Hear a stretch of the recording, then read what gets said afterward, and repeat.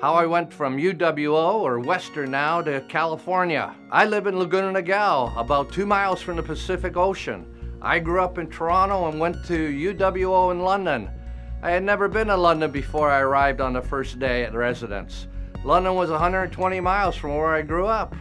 When I went at Western, I was reading a lot of books about Watergate and Richard Nixon.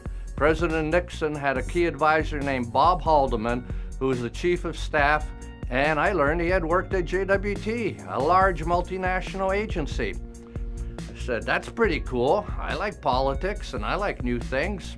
Maybe advertising was the career for me. A couple of years after graduated, I joined JWT and ended up working for them for 10 years in Toronto and Chicago.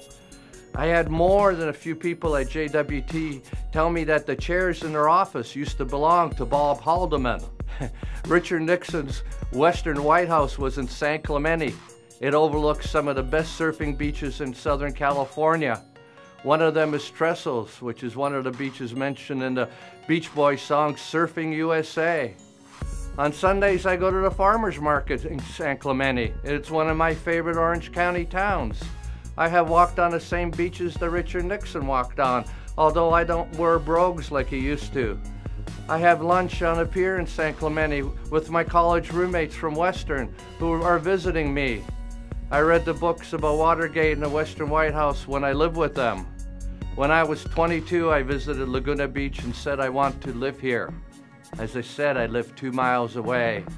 I work with a client in Laguna Beach and I smile every time I look at the Pacific Ocean. I had only a few roadblocks to achieve my goals. I didn't live in the United States, didn't have rights to legal residence in the US.